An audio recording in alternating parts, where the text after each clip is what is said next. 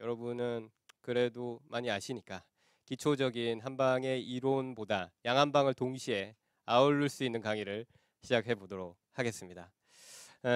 면역 많이들 들어보셨을 것 같습니다. 일단 면역 이러면 뭐 막연하게 생각하지 마시고요. 여러분들이 오늘 들어오셔서 저를 보셨던 눈빛이 바로 면역과 같습니다. 전혀 웃지 않고 너는 낯선 사람이 들어와서 혼돈의 눈빛을 보낸 그 눈빛이 바로 면역이고요. 옛부터 그리스 시대부터 서양이나 동양권에서는 이 면역이란 말의 의미를 조금 달리 생각을 했었어요. 말 그대로 면역 이러면 방패가 대표적으로 떠오릅니다. 현재 정관장에서도 선전을 하고 있는 광고 중에 일부는 이렇게 비전 화면에서 비누방울에 자기 보호망이 생기는 거죠. 이제 다들 그렇게 알고 계시는 그게 바로 면역이고요. 이후에 1900년도에 사람의 몸을 해부를 시작하고 나서 목의 가운데 부분에 어떤 샘이 있는데 이 모양이 흡사 나비 모양도 같지만 방패와 비슷하다고 그리스 사람들이 생각했습니다. 그래서 그리스 사람들은 이 언어를 다이로이드라고 불렀고요. 방패라는 뜻이에요. 근데 이게 현대적인 의미로 재해석이 돼서 이 다이로이드가 갑상선, 흔히 얘기하는 갑상선 샘에서 분비가 되는 호르몬 역할이고요. 이것이 면역에 가장 주가 되는 역할을 한다 그래서 현재선 갑상선 관련된 계통의 환자분들이 굉장히 많아진 것도 면역 어떤 저하와 연관이 있지 않을까라는 추측이 있습니다.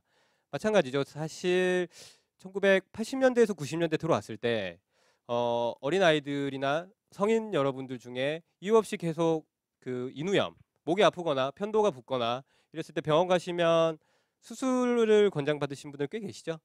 그랬을 때 아 여긴 안 계시구나. 그래서 혹시나 이제 한때 대유행이었던 그 편도염 절제 수술이 있었어요. 현재는 하지 않고 있습니다 거의. 왜냐하면 그 편도 목구멍 넘어가는 곳에 아데노이드라는 그 부분이 있는데요. 지금은 인후통이나 인후염을 유발했을 때 이것의 면역을 직접적으로 억제하는 분비 인자가 있다고 밝혀졌기 때문에 이 부분을 절제한다면 지속적인 염증 작용이 계속되기 때문에 이 부분의 절제 시술은 많이 권장을 하고 있지 않습니다. 그랬던 시술이 있었고요. 오늘 저의 보내줬던 눈빛이 바로 면역과 같다고 얘기한 게 바로 이겁니다. 내가 아닌 것, 이 조직이 아닌 저를 보냈던 눈빛과 같이 우리 몸도 마찬가지예요. 나와 다른 뭔가가 들어왔을 때 나와 다른 인자이기 때문에 항상 주의와 경계를 하게 되고요.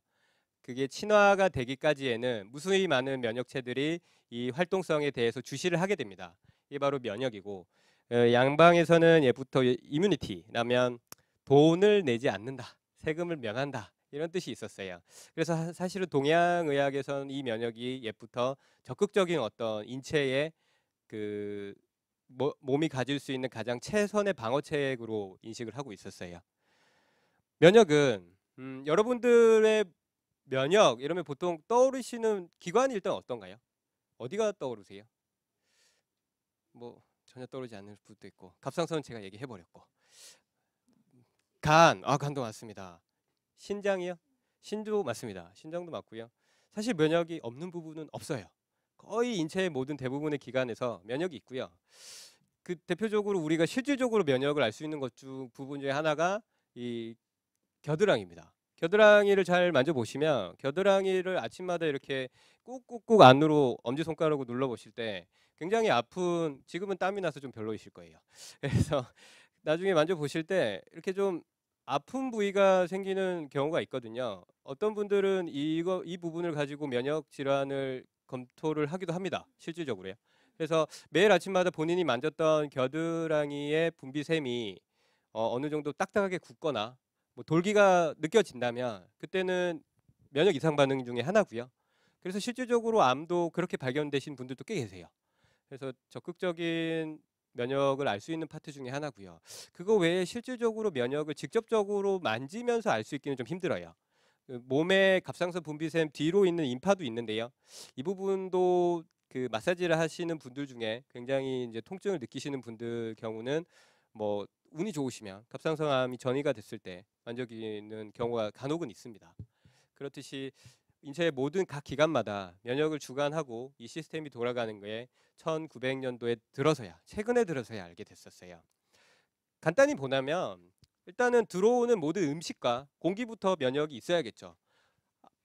아무 음식이나 막 먹는다면 뭐 좋아질까요? 뭐 음식을 먹었을 때 분명히 나쁜 성분이 있을 테고요. 이게 필터링이 되어서 변으로 나가야지만 사람이 건강하게 살겠죠. 그다음에 지금은 가장 이슈가 되고 있는 먼지가 많았을 때 콧구멍에 있는 털을 깎으신 분들은 필터링이 잘 안 되는 부분이 있어서 뭐 인후 그 비염이나 축농증이 더 잘 걸린 경우도 사실 있거든요. 그랬을 때도 그 감각기관 털부터 점액, 전모까지 호흡기관계가 있으면서 방금 말씀드렸던 위와 소화계 계통에도 면역 체계가 있습니다. 좀 더 적극적으로 이제 나가게 되면 몸 안에 제가 요 영화의 그 사진을 좀 좋아합니다. 이 뭐 아시는 분들은 굉장히 지금 젊게 사시는 거예요.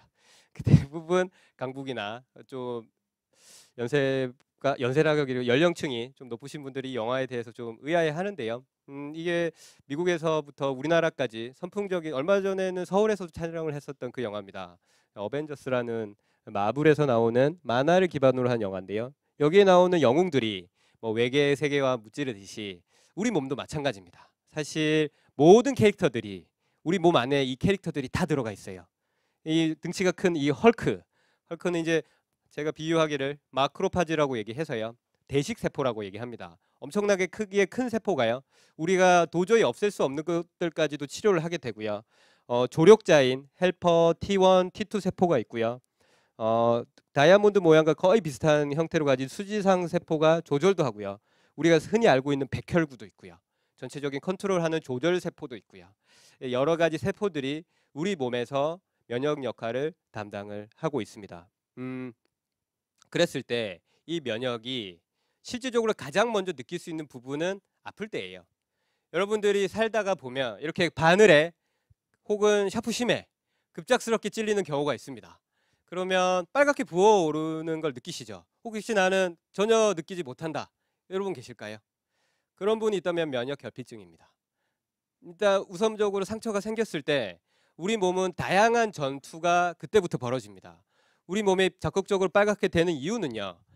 찔린 부분 자체에서 이 심에 가지고 있던 나쁜 균이 몸 안으로 들어오는 역할을 하게 됩니다. 그랬을 때 제일 먼저 백혈부터 몸속 혈액에서 히스타민이라는 물질이 나오고요. 이 물질이 나와서 안 좋은 세균에 대해서 번식력을 억제하면서 동시에 살균 작용까지 누리고 있습니다. 그러다 보니까 여러분은 통증이라는 부분을 느끼게 되고요. 이 물질이 강하게 분비되면서 통증과 함께 빨갛게 부어오른 느낌까지 동시에 가질 수가 있다는 겁니다. 그러므로 반대로 얘기하면 이 느낌이 없다면 여러분들은 면역 결핍에 있는 상태일 가능성이 굉장히 높고요. 인류가 최근에 들어서 이런 기전하고 또 달리 면역 체계가 이상이 있어서 항상 관리를 해야 된다고 했던 병 중에 하나가 후천성 면역 결핍증이고요. 이게 우리나라에서 흔히 알고 계시는 바로 그게 에이즈입니다. 이게 바로 면역의 가장 대표적으로 우리가 알 수 있는 면역이에요. 그래서 뭔가에 부딪혔을 때 방금 책상에 부딪히셔도 아픔을 느껴야만 당연히 면역이 좋구나, 나는 건강하구나 라고 생각하실 수가 있다는 겁니다. 실제 사진이에요. 전자현기명으로 보면 면역 중에서도 제가 가장 많이 강조하는 세포 중에 하나고요. 면역 어떤 세포들 중에서도 암 치료를 받으시고 그 후에 이제 한우분들의 강의를 가면 이 세포를 모르신 분들은 전혀 안 계십니다. 모든 분들이 아는 세포 중에 하나인데요. NK셀이라고 하고요. 내추럴 킬러 세포, 즉 자연 살해 세포라고 합니다. 가만히 있을 때 실질적으로 우리 몸을 지킬 수 있는 세포 중에 하나고요. 이 세포가 암 세포의 단위보다는 굉장히 작습니다. 이 작은 세포가 어떻게 그 암 세포를 없애는지에 대해서 이제 말씀을 조금만 드리려고 하는데요. 암과 제가 말씀드렸지만 아토피 관련된 부분은 제가 이 파트에 없기 때문에 간략하게 또 말씀을 드리면, 제가 강의하고 있는 이 순간에도 저와 여러분들은 암에 걸립니다. 혹시 그거에 대해서 알고 계신가요? 우리는 사실 모든 인류는 암과의 전쟁을 했을 때요. 현재 우리가 암에 걸리지 않았다는 말이 정확한 표현이 됩니다. 제가 지금 강의하고 있는 이 순간에도 한 100여 개의 암세포가 제 몸에는 생깁니다.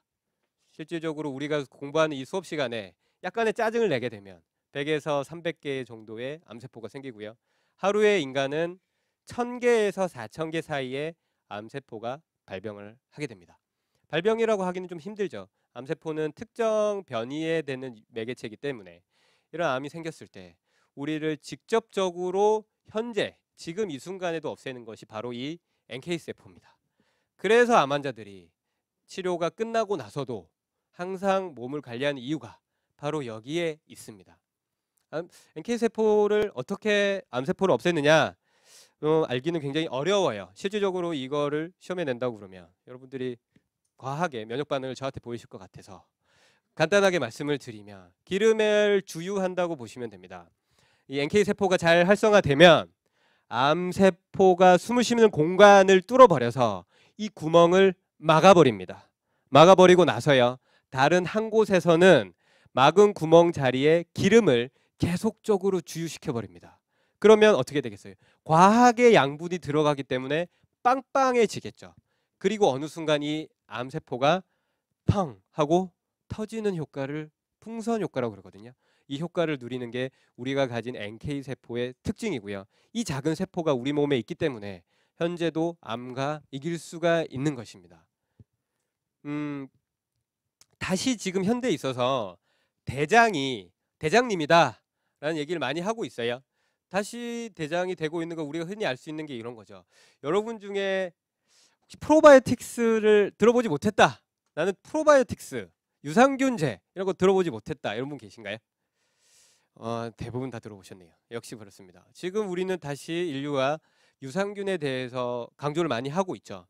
실질적으로 잘 생각해 보시면 아시겠지만 10년, 20년 전에는 유산균에 대해서 그렇게 강조한 적이 없었어요.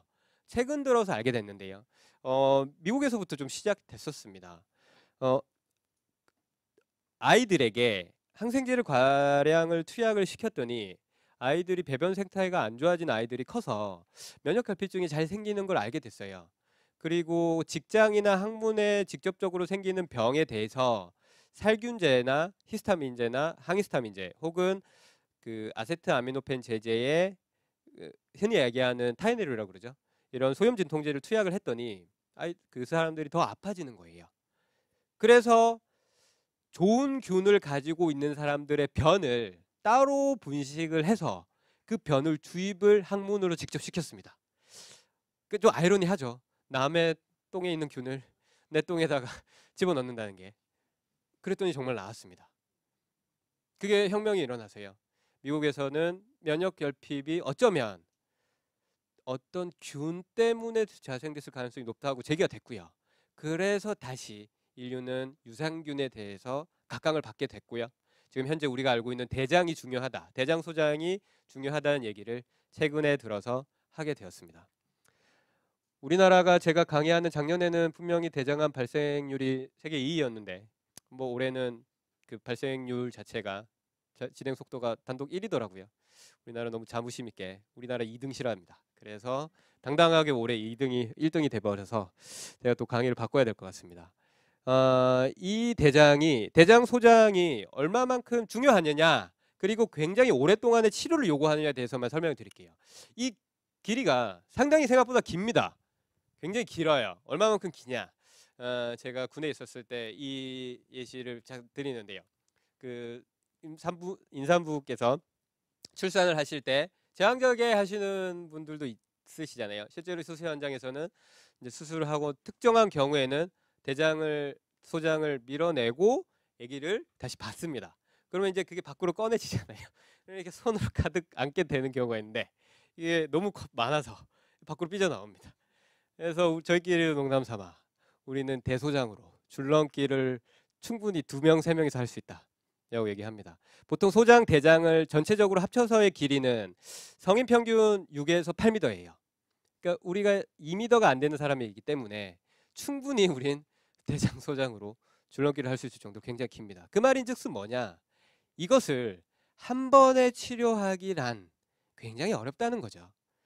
우리가 알고 있는 대소장은 여러분들이 간단하게 먹는 소염 진통제 혹은 항생제로 이 대장 소장을 직접적으로 치료하기란 어불성설이란 뜻입니다.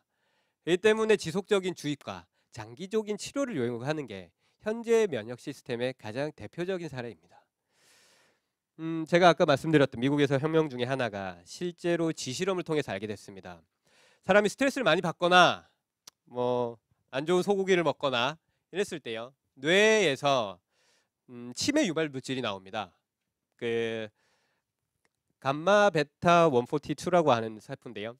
이게 단백질 변성 호르몬인데 이 물질이 많아지면 잘 까먹어요. 일단 깜빡깜빡해요. 뒤돌아서면. 어머니들 놀라지 마십시오. 그게 아닙니다.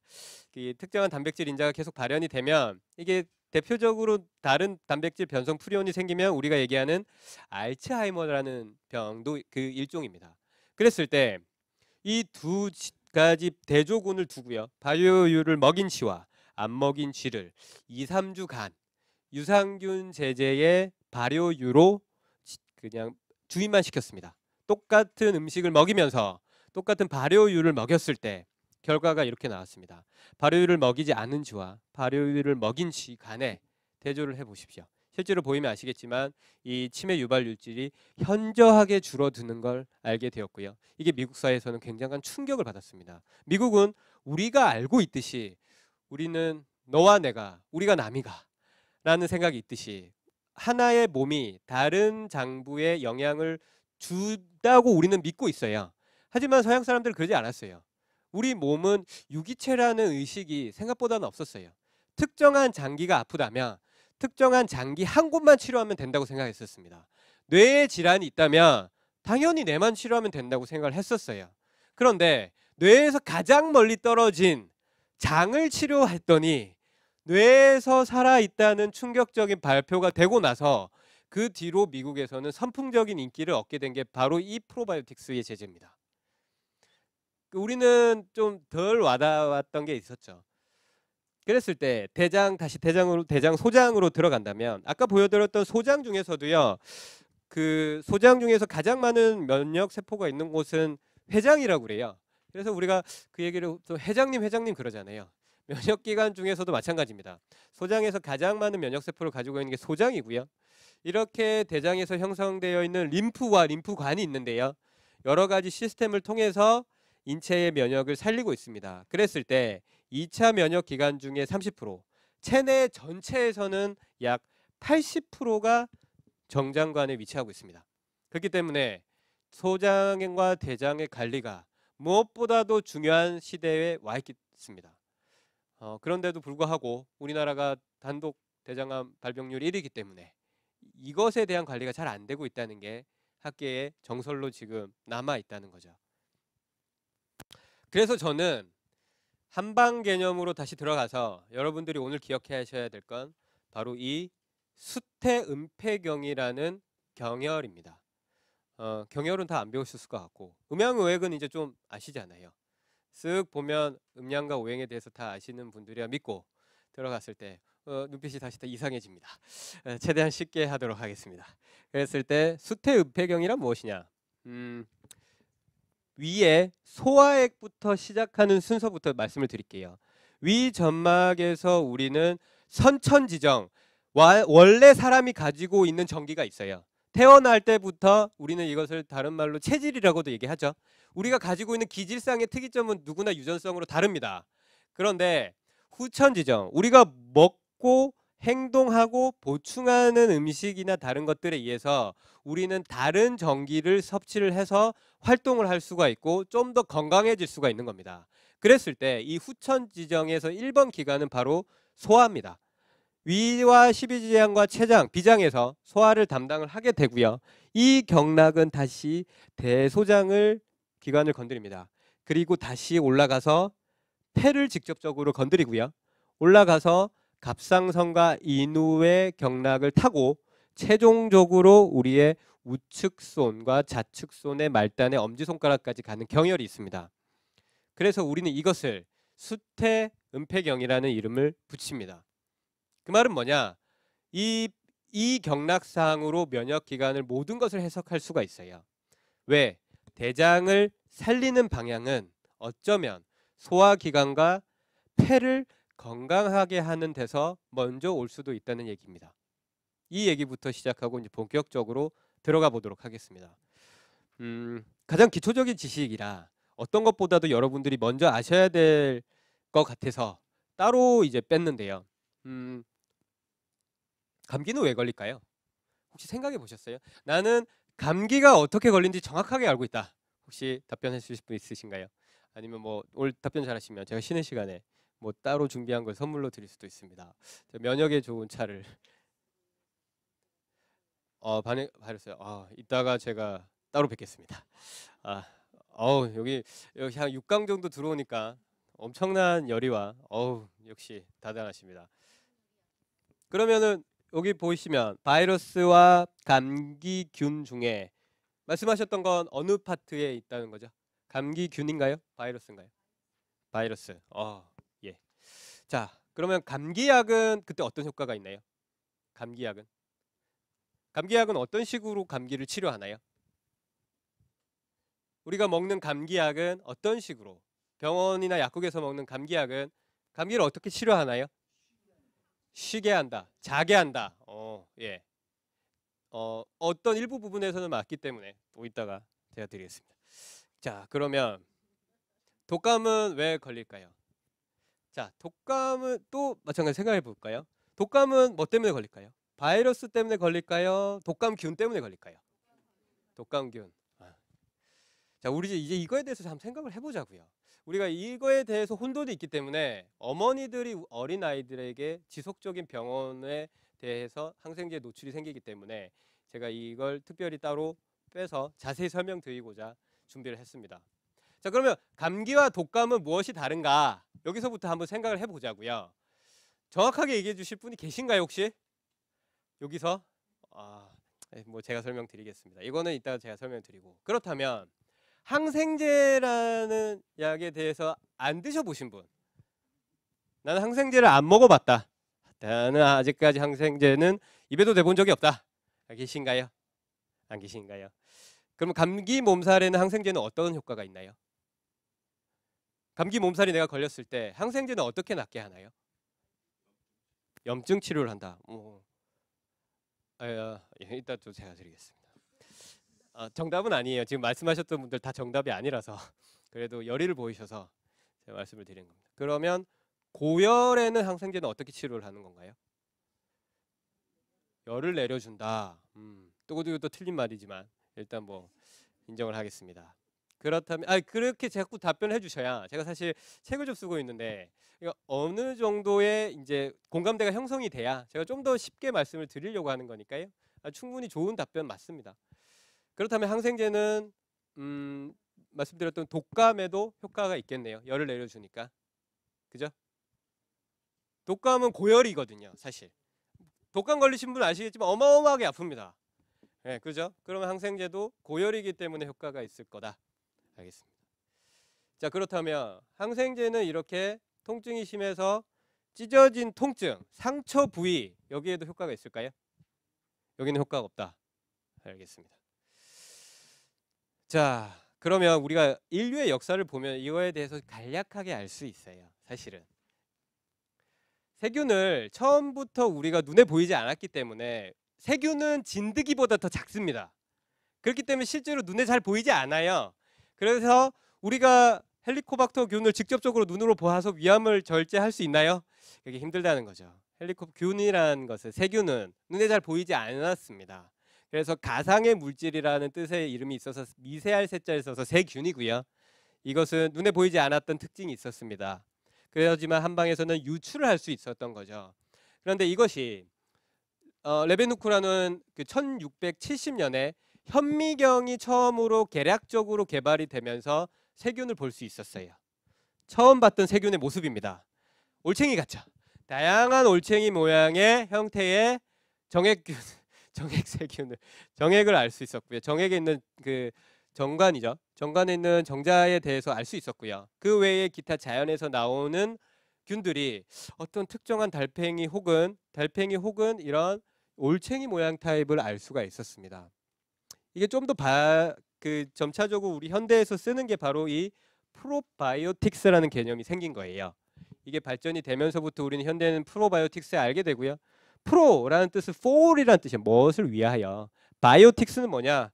생명이다. 살아있는 것을 직접적으로 내가 먹어버린다 라는 뜻이 바로 프로바이오틱스입니다. 그래서 우리는 유산균제, 특히 생균제라는 이름을 붙이게 되는 겁니다.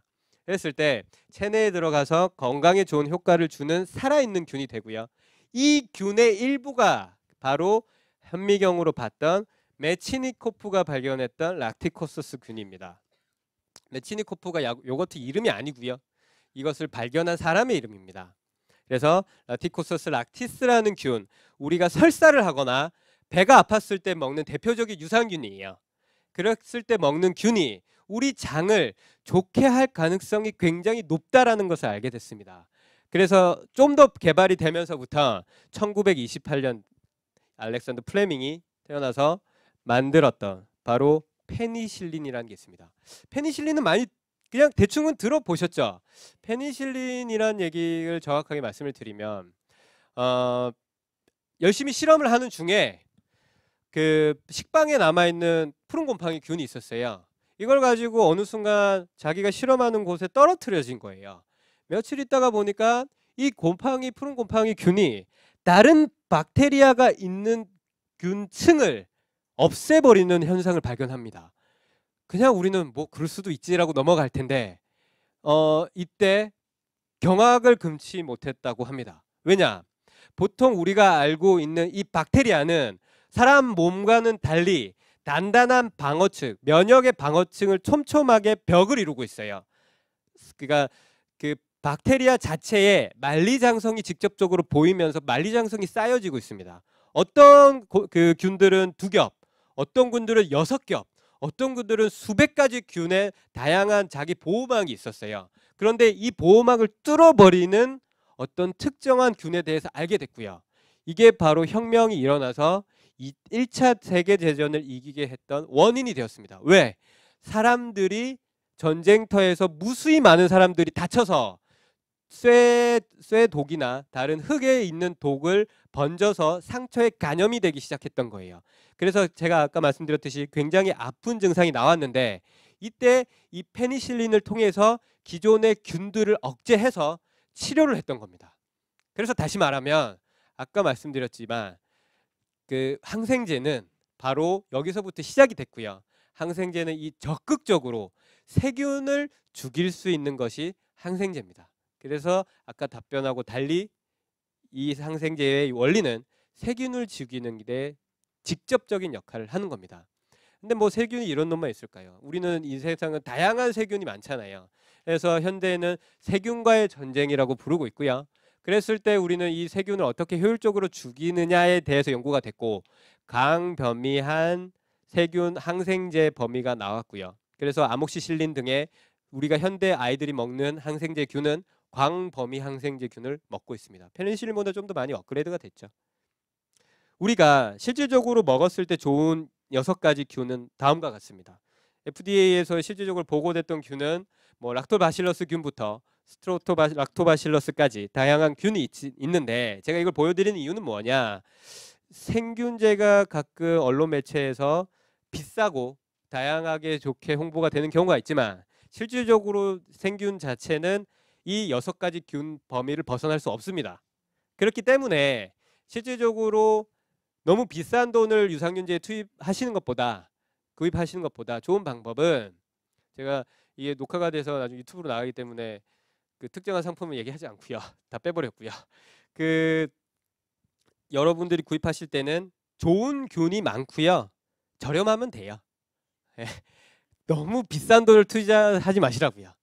그랬을 때 또 하나 특이한 점은 한번 구입하시고 6개월 후에는 그냥 다른 제품을 사시는 게 더 나아요. 한 가지가 좋다고 오랫동안 믿으면 그 균도 만성이라고 얘기했잖아요. 그 균에 어느 정도 몸이 익숙해져 버립니다. 그렇기 때문에 다른 유산균 제제도 구입을 해보시는 것도 나쁘지 않아서 보여드리는 거예요. 사실은 이 프로바이오틱스 개념은 한약에서부터 시작했습니다. 한약은요, 옛부터요, 모든 인체에서 들어갔을 때 몸이 가지고 있을 때 먼저 분해하는 곳이 소장과 대장에서 80% 이상의 한약이 분해가 시작돼요. 사실은. 그렇기 때문에 모든 흡수의 시작이었고요. 옛부터 이런 제가 만들고 있는 뭐 발효 한약부터 일반 시중에 팔고 있는 한약의 홍신고, 이게 바로 레드라이스예요. 중국에서 쓰는 그 붉은 쌀이거든요. 붉은 쌀 혹시 보셨나요? 그 장혜모 감독이었나요? 옛날에 붉은 수수밭 하는 영화 있었잖아요. 그때 붉은 수수밭 근처에도 쌀도 이렇게 먹고 이런 장면이 있거든요. 그때 나왔던 게 바로 이 레드라이스입니다. 중국에서는 좀 유명한 쌀이고요. 현대 들어서는 이 레드라이스가 콜레스테롤의 LDL을 직접적으로 낮춰주는 효과가 있기 때문에 서양에서 오히려 더 좋아해요. 그래서 이걸 캡슐제로 서양 사람들이 먹는 사람들도 있습니다. 그럴 정도로 굉장히 좋은 쌀 중에 하나고요. 뭐 좀 더 들어가면 이제 육신곡이라고 한방에서는 6가지 한약을 발효를 잘 시켜서 정제하는 방식이 있는데, 이런 한약을 써서 하긴 하지만 제가 보여드린 이론은 이 한약대로 조제를 하시면 안 된다는 거죠. 잘못 조제하시면 이게 독성이 생겨서, 이런 식으로 경동시장에도 제품화돼서 나오는 게 있다, 이런 식으로 보여드리려고 만들어 봤습니다. 유산균제 드시는 분 계세요? 아, 좀 계시네요. 그럼 좀 설명을 드릴게요. 만약에 유산균제를 드신다면 아까도 말씀드렸지만 비싼 거 사실 필요는 전혀 없다. 혹시나 내가 면역이 좀 떨어져 있다면 어느 정도 한 100억에서 300억 사이로 단위가 있는 게 있어요. 그 정도의 수로 되어 있는 유산균제가 가장 무난하다라고 말씀드리고요. 그다음에 내성이 있기 때문에 아까도 말씀드렸지만 6개월, 7개월 단위로 조금씩 바꿔주시는 게 좋습니다. 혹시 드실 때 언제 드세요? 유산균제? 아, 공복에. 아, 훌륭한 분들 많습니다. 맞습니다. 가급적이면 아침에는, 이게 뭐 학회마다 다르고 사실 언론사에서 배포하는 자료도 달라요. 근데 공식적으로 제가 미국에서의 공식적인 기준을 말씀드릴게요. 공복 시에 오전에는 냉수와 먹는 게 좋다고 합니다. 왜냐하면 위산의 점막에 농도가 있기 때문에 위산이 어느 정도 온도를 낮추고 나서 복용하는 게 흡수율을 좀 더 높일 수 있다고 해서 오전에는 냉수와 함께 공복에 드시는 게 사실 좋다고 하고요. 이러면 또 우리가 얼음물 막 집어넣고 이럴 수도 있습니다. 뭐 그렇게까지 하실 필요는 사실 없고요. 미지근한 물이면 사실 충분합니다. 아니면 냉장고에 있는 물을 직접적으로 드셔도 되고요. 단 저녁에는 드실 때, 공복에 드실 때 아무래도 좀 따뜻한 물과 드시는 게 좋죠. 왜냐하면 식사량이 많아지고요. 그것에 따라서 위산도 다양하게 분비가 되기 때문에 온수와 함께 드시는 게 좀 더 좋은 방식 중에 하나니까 참고하시면 좋을 것 같습니다. 아니시면 식사를 잘 하셔도 좋은 방식이고요. 간혹 유산균제 먹었을 때 속이 더부룩 하시다는 분들은요, 거기에 있는 장용피 제제가 굉장히 두껍게 반응이 돼 있기 때문에 위산에서 분비가 잘 안 되는 거니까요.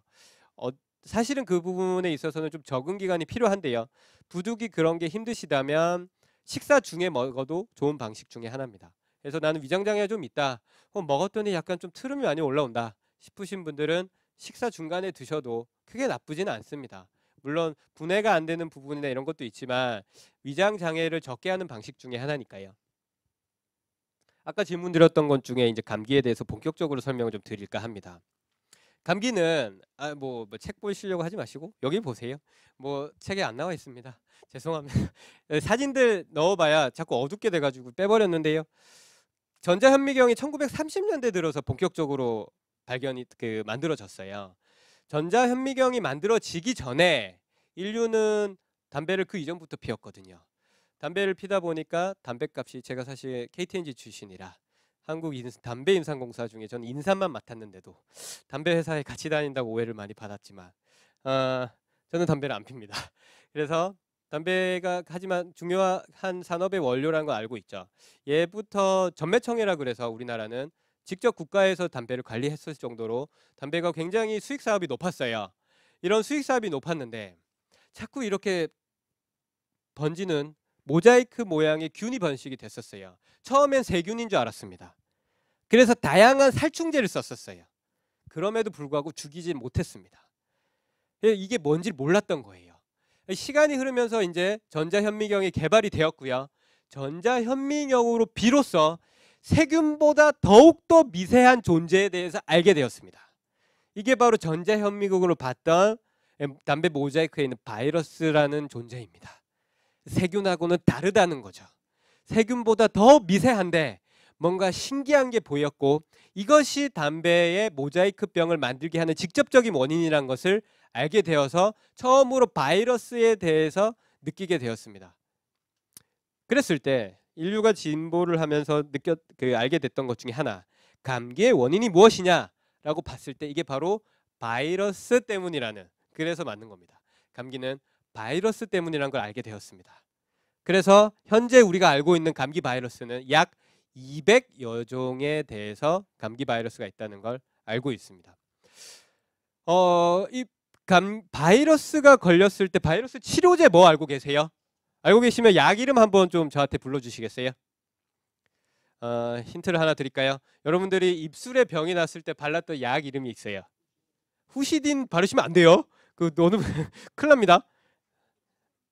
바세린은 입술 보호하는 거고요. 혹시 여러분 아시클로버라는 약 이름 들어보셨어요? 네. 그게 대표적인 입술 포진이 걸렸을 때 바르는 연고 이름이에요. 그래서 아시클로비어, 이게 항바이러스 치료제 중에 성분 중에 하나고요. 현대 들어서 많이 알고 있는 약도 하나 있죠. 혹시 독감 걸렸을 때 먹는 약 타미플루라고 혹시 들어보셨나요? 예. 원래 모르셔도 이때는 한번 안다고 딱 끄덕여주시는 거. 여러분 또 암기가 됩니다. 그래서 타미플루라는 약이 대표적인 바이러스 약 중에 하나입니다. 그랬을 때 이것도 나중에 말씀을 드릴게요. 대표적으로 우리 바이러스 중에 라이노바이러스라는 바이러스가 있습니다. 우리가 감기에 보통 걸렸다, 몸살이 시작됐다, 열이 난다, 혹은 약간의 콧물이 난다라고 했을 때 제일 먼저 찐득찐득하게 달라붙는 놈이 바로 이 놈입니다. 이 바로 라이노바이러스가 인체의 가장 30에서 80% 정도의 주요 감기 원인균이고요. 이 적극적으로 나중에 발생되면, 제가 강의 중에도 느끼지만 마른 기침을 기속적으로 하시는 분들이 있습니다. 감기에 걸렸을 때 인후통이 많이 심하다면 여러분들은 대부분 이 아데노바이러스 증상이 있을 가능성이 굉장히 높습니다. 기관지의 염증이 불러일으키는 핵심적인 바이러스 중에 하나죠. 이런 식으로 모양이 굉장히 크라운 모양이 생겼죠. 왕관 모양으로 있죠. 네, 그래서 이런 아데노바이러스가 기관지 바이러스의 핵심입니다. 이런 바이러스들이 어디로 들어오느냐 봤을 때 이런 비광, 코, 목을 입을 통해서 들어와서요. 비관과 편도와 후두에 직접적인 염증 반응을 낳고요. 이것을 우리는 호흡기 중에 위축 부분 상기도라는 이름을 쓰고요. 이 상기도염이 우리가 흔히 얘기하는 감기라는 얘기를 쓰게 되는 겁니다. 코프라고 얘기하잖아요. 이게 바로 상기도염 증상을 얘기합니다. 이게 좀 적극적으로 안 좋아지게 되면 폐와 기관지와 폐포까지 깊숙이 들어가게 되는데요. 이 역할들이 하기도까지 가게 되면 폐렴 등 다양한 증상으로 발전된 가능성이 있기 때문에 항상 감기는 초기에 치료를 하는 게 중요하다고 병원에서 얘기합니다. 자, 이제 독감을 한번 볼까요? 독감은 실질적으로 이렇게 생겼어요. 독감 바이러스가 생긴 게 이렇게 생겼고요. 독감은 실질적으로 우리는 인플루엔자라는 이름을 붙입니다. 그래서 전 세계적으로 인플루엔자가 다양하게 발생이 되고 있죠. 우리나라도 있었죠. 인플루엔자 중에 변성 중에 가장 특이했던 미들리스트, 어떤 중동 지방에서만 나와야 되는데도 불구하고 우리나라에 엄청난 경제적인 피해를 줬던 바로 메르스, 미들리스트 레스피레이터리 신드롬이라고 그래서 중동 지방에서 발생하는 바이러스. 그래서 메르스라는 이름을 붙입니다. 그래서 낙타에서 갔다가 다시 사람에게 감염되는 인수 공통의 특징이 있다는 거죠. 잘 생각해 보면 아시겠지만 지금 보세요. 진드기를 통해서도 바이러스가 걸리고요. 중국 등 다른 신종 바이러스들은 원숭이나 다른 생물체에 갔다가 바이러스가 걸리는 경우가 있습니다. 염두를 좀 해보자고요. 알아보자고요. 이제 올해의 가장 큰 트렌드입니다. 과연 여름에 우리가 올림픽이 끝나고 나서 올림픽 선수들이나 응원 갔던 분들이 이 바이러스에 안 걸리도록 최선을 다해야 된다. 바로 이 지카 바이러스가 있죠. 아이들이 소두증을 낳게 하는 직접적인 원인이 되는데요. 사실 뭐 강의를 다른 곳에서 하고 나서 질문을 받았던 것 중에 그럼 소두증 아이들은 몇 살까지 치료가 되나요? 물어보시던데 제가 알기로는 안타깝게도 소두증은 태어날 때부터 두뇌의 수치가 작기 때문에요. 그러니까 우리가 가지고 있을 때 장수한다. 100세 시대에 못 간다고 전하는 100세까지는 두뇌가 어느 정도 활발한 두뇌를 가지고 있고 장기나 장부에 이상이 없을 때를 얘기하는 거고요. 태어날 때부터 아쉽지만 작게 태어나게 되면 흔히 얘기하는 농담삼아 깜냥이라고 그러잖아요. 사람은 자기가 가지고 있는 신체에 깜냥이 있어요. 아쉽게도 아이들 같은 경우는 이게 많이 떨어진 채로 있기 때문에 수명이 오래 가지 못한다는 게 정설이에요. 그래서 어떤 치료제가 없기 때문에, 그래서 더욱더 이 바이러스가 아이들에게 굉장히 위험한 바이러스라 남미에서는 정말 지금 전쟁이라고 그러더라고요, 이 바이러스 때문에. 그래서 제 아는 분이 지금 계신 분이 계셔서, 그래서 이게 좀 가장 큰 걱정인데요. 이것을 일으키는 직접적인 원인이 바로 이 흰줄숲 모기 때문입니다. 이걸 보시면 남성분들이, 여기는 남성분들 좀 적으시네요. 그 어제 강의에는 남성분들이 엄청 많으셔갖고 저거 모기라고 합니다. 흔히 얘기하는 전투 모기입니다. 군대 가서 전투복 사이로 뚫고 들어오는 엄청나게 아픈, 뭐 다들 한 번씩 보셨죠? 예, 산에서도 많이 보시잖아요.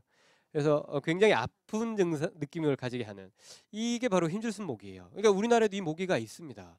했을 때 이 지카 바이러스가 직접적으로 매개체가 됐을 때 우리나라에 들어온다면 굉장히 큰 문제를 발생시킬 수 있는 바이러스다라서 화두가 지금 현재 되고 있는 거죠. 이렇듯이 다 보시면 아시겠지만 감기, 독감, 지카 바이러스, 메르스 바이러스 모두 다 바이러스가 원인이었습니다. 세균이 아니었던 거죠. 바이러스가 원인입니다. 그랬을 때 감기와 독감의 차이는 뭐냐? 감기는 열이 좀 많아도 미열이라 그래요. 37, 조금 높으면 38도까지 안 가는 곳에서 끝나지만 독감은 고열을 한 번에 동반합니다. 고열을 한 번에 동반하는 게 바로 인플루엔자 원타입의 특징이고요. 고열과 함께 가장 심한 몸살을 동시에 급속도로 이틀 내에 유발시키는 특징이 있습니다. 그래서 잠복기가 끝나자마자 고열과 몸살을 동반하는 게 독감의 특징이고요. 해당의 독감이 걸리지 않기 위해서 우리는 매년 독감의 예방 바이러스 접종을 맞고 있습니다. 그죠? 그랬을 때 여러분들은 독감 바이러스를 맞으면 이런 얘기를 합니다. 야, 올해 나 독감 바이러스 예방 주사 맞았으니 감기에는 안 걸릴 거야. 그 말이 맞나요? 예, 이제 아시겠죠? 독감과 감기 바이러스는 전혀 다른 바이러스입니다. 그렇기 때문에 이 예방 접종도 사실 조금 좀 설명을 드리면, 그 바이러스의 어떤 껍데기의 일부를 직접적으로 몸에 주입을 시키는 거예요. 그러면 제가 오늘 강의장에 들어왔듯이 웬 놈이야 라고 시선이 집중이 됩니다. 지금 여러분들이 보시는 눈처럼. 그러면 바이러스가 다음에 또 저 같은 사람이 2명, 3명이 들어오면 쟤는 이상한 애다 라고 그래서 적극적으로 몸에 있는 백혈구가 감싸버려요. 그 역할을 하기 위해서 우리는 예방접종을 하는 겁니다. 그랬을 때 안타깝게도 매년 독감 주사는 한 해에, 지금은 기술이 발전되어서요, 한 번에 3가지의 독감 바이러스의 예방접종을 할 수 있어요. 한 번에. 근데 아쉽게도 독감은 매년 DNA와 RNA라는 특징을 가져서 변성이 생깁니다. 그러니까 그 변성이 생겨버리면 아무리 예방접종을 해도 독감이 걸릴 수가 있어요. 그러니까 결국엔 한 10가지 정도의 독감 바이러스가 지금 굉장히 전국적으로, 전 세계적으로 있거든요. 그럼 독일에서 이번에 얘기해요. 독일에서 올해는 3번, 6번, 7번 바이러스가 증식될 것 같습니다. 이러면은 녹십자나 다른 제약회사에서 해당 독감 바이러스 주사를 놨습니다. 그런데 안타깝게도 9번 바이러스가 창궐하게 되면 여지없이 우리는 독감에 걸릴 수밖에 없다는 거죠. 이제 좀 이해가 가시죠? 독감 바이러스 주사를 예방접종을 했음에도 불구하고 독감은 항상 조심해야 된다. 그럼에도 불구하고 60세 이후의 분들은 독감 예방접종을 하시는 게 좋아요. 뭐 하지 않는다라고 얘기를 하지만 왜 그럴까요? 면역력이 자생이 안 되기 때문이죠. 면역력이 자생이 안 될 때는 일부의 연습이 필요하기 때문에, 민방위나 예비군 훈련 같은 겁니다. 연습을 조금씩은 해둘 필요가 있다. 그래서 국가에서는 현재 무료 혹은 뭐 금액이 굉장히 낮아졌죠. 5,000원 이하로 해서 맞을 필요는 충분히 있다는 겁니다. 그렇다고 감기가 낫지는 않습니다. 이제 아시겠죠? 자, 이제 좀 더 쉽게 보여드릴게요. 사실 뭐 제가 뭐 이걸 리보솜, 단백질, 전구체, RNA, DNA 다 얘기하면 돌아서면 우리는 다 까먹습니다. 그거는 현실적이지 못하고요. 제가 여러분들한테 말씀드릴 수 있는 건 이 모양들을 한번 보자고요. 이렇게 좀 삼지창을 가지고 있는 모양이 바이러스입니다. 바이러스가 직접적으로 원유 시추하듯이 DNA를 우리 몸의 세포에다가 꽂아버리고요. 이 세포를 꽂은 곳에서 본인이 원하는 양분이 들어올 때까지 열심히 먹어댑니다. 예. 그리고 보내버리는 거죠. 똑같은 반응으로요. 이건 박테리아 중에 일부고요. 여러분들이 매년 봄과 가을에 알러지 환자가 있다면, 코감기 환자가 있다면 베개를 항상 빨라는 이유가 바로 이겁니다. 베개에서 나오는 박테리아입니다. 베개에서 가장 많이 발견되는 세균이고요. 이것이 번식이 잘 되어서 겨울이 지나고 나면 탈피를 하게 돼요. 그러면 껍질이 벗겨지는데 이게 공기 중에 날아다니고 이게 내 코로 들어옵니다. 그랬을 때 알러지가 자주 아이들한테 발생하는 거여서 베개피를 항상 소독을 해달라는 게 바로 그것 때문입니다. 이게 바로 박테리아와 바이러스의 차이점이죠. 실제 크기를 잘 보시면 아시겠는데 실제 크기가 이래요. 이 노란색 전체 부위가요 박테리아입니다. 그리고 요 조그만 요 놈이 바로 바이러스예요. 실제 크기를 아시겠죠? 그러니까 바이러스는 정말 작았고요. 그렇게 본다면 사람과 비교했을 때 이것들은 1m 여성을 기준으로 봤을 때도 굉장히 작은 미생물의 세계입니다. 그래서 이 작은 바이러스 하나가 우리 인류를 현재 몰살시킬 수 있다는 얘기를 하잖아요. 그 정도로 무서워진 업그레이드 능력을 가지고 있습니다. 그랬을 때 제가 이걸 쉽게 얘기할 때 보통 보여지는 바로 자료가 에얼리언입니다. 이 에얼리언님 보시면 아시겠지만 자기 뱃속에 사람이 들어와서, 에얼리언은 다들 보셨잖아요. 그죠?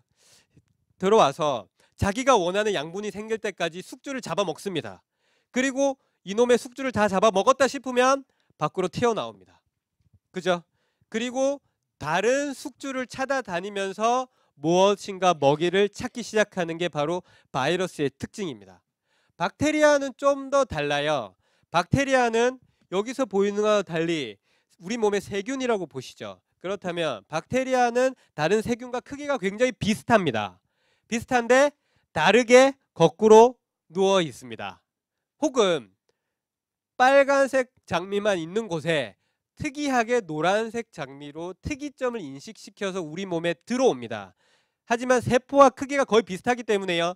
세포 안으로 침투를 할 수는 없기 때문에 우리 몸의 백혈구, 적혈구 혹은 제가 말씀드린 어벤져스들이 이 노란색의 균을 죽이기 위해서 노력을 할 수 있다는 거죠. 이랬을 때 우리가 항생제를 쓴다면 무엇에 대한 치료를 할 수 있을까요? 바로 이 박테리아라는 거죠. 우리는 이 박테리아에 대해서만 항생제가 투약이 될 수가 있는 겁니다. 아직은 어려울 거예요. 그랬을 때 제가 보여드린 이 두 가지가 바로 현대사회에서 바이러스의 치료제라는 두 가지 그룹이고요. 안타깝게도 이렇게 가야 끝나고 나면 묻습니다. 왜 저는 감기가 자주 걸리는데도 왜 이 약을 먹을 수는 없나요? 라고 물어봅니다. 안타깝게도 타미플루는요, 인플루엔자에만 작용을 하는 특이점이 있습니다. 바이러스에서 전사되는 RNA 도포체가 재전사되는 걸 막아주는 역할을 하고 있고요. 이 타미플루는 그래서 독감에만 효과가 있습니다. 감기에는 효과가 없다는 특징이 있죠. 아시클로본은 특정한 흔히 얘기하는 바이러스에만 효과가 있는데요. 이 타미플루는 뭐에서부터 만든지 혹시 아시는 분? 타미플루는 사실 팔각해양이라는 곳에서 만들어졌습니다. 한약 중에서요, 소화를 잘 시키게 하는 역할을 하는 게 바로 회양인데요. 그 회양 중에서 팔각해양에서 나오는 정유 성분의 일부를 따로 뽑아서 만든 게 타미플루예요. 그래서 타미플루의 오리지널리티는 중국 약이 있습니다. 그래서 이 강의를 듣고 나면 다들 팔각해양을 구입해서 이렇게 드시려는데, 팔각해양에서 타미플루를 뽑아내는 건 전혀 다른 기전이니 물로 아무리 끓여도 그렇게 만들 수 없으니까 이렇게 기술이 발전될 때 한약을 이용하는구나 라고 이해를 하시면 됩니다. 보다 구체적인 건 제가 1강에 보통 있으니까요. 나중에 동영상 강의를 보시면 됩니다. 흔히 우리가 곧불 났다 라는 얘기를 많이 쓰거든요. 곧불 났다 이러면 보통 상기도염, 아까도 얘기했지만 목이 아프고 눈이 붓고 따갑고 혹은 기침이 나기 시작하는 증상이 생깁니다. 그랬을 때 이때 프로스타글린다는 염증 물질이 적극적으로 발현이 돼서 우리 아이가 아프기 시작합니다. 증상을 한번 볼게요. 열이 나고요. 기침, 인후통, 가래, 그 다음에 콧물, 코막힘, 재채기가 동반이 됩니다. 이랬을 때 잘 생각을 해보자고요. 왜 이렇게 아플까를 생각해 보자고요. 일단 열이 왜 날까요? 백혈구가 증가가 되면서 열이 나서 이걸 보내려고 하는 특징입니다. 혹시 돌발진에 대해서 들어보셨나요? 돌열, 혹시 돌발진. 1살짜리 아기가 되면요, 이유 없이 몸에서 빨갛게 뭐가 올라오기 시작합니다.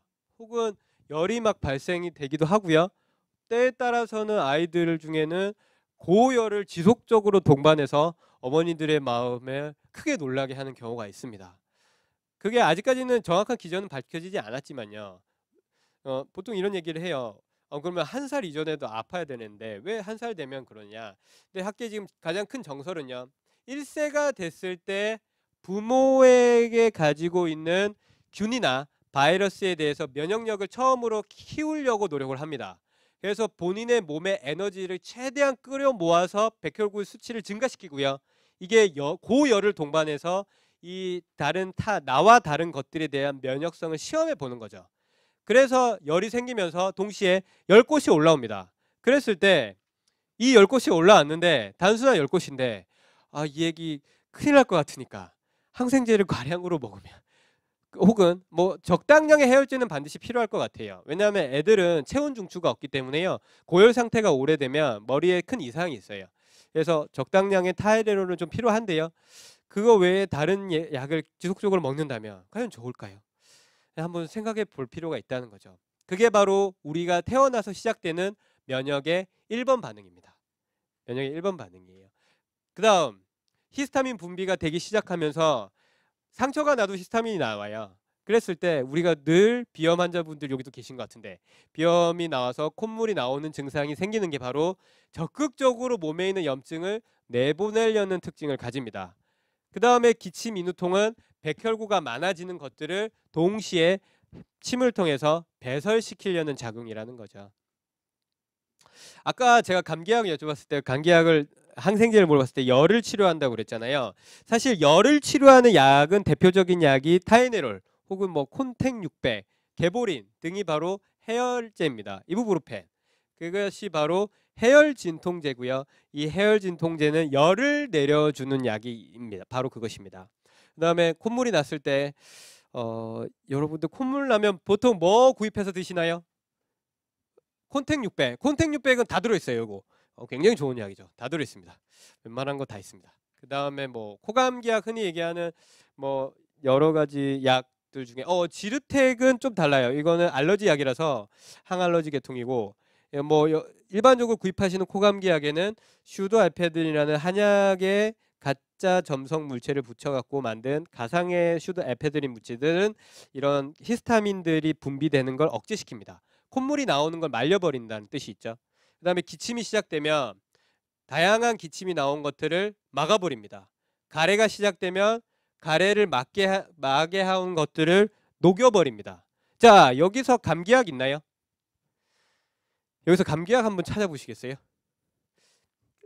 즉, 감기라는 바이러스를 직접적으로 죽이는 약이 보이시나요? 없다는 겁니다. 그래서 감기약은 바로 대증요법, 즉 증상을 치료하는 증상 완화제라는 얘기를 쓰지, 감기약이라는 용어 자체는 어폐가 있다는 겁니다. 감기는 감기 바이러스를 직접적으로 치료하는 것이 없고요. 여러분들이 아플 때 드셨던 약들은 나오는 증상을 막아버리는 증상 완화제라는 이름의 약들을 드셨던 겁니다. 우리가 서양에서요, 우리가 감기가 걸렸을 때 우리가 처방을 병원에서 받아가지고요, 이 처방들을 가지고 서양을 여행을 해보려고 해요. 그러기 전에 좀 쉬어야 되니까요,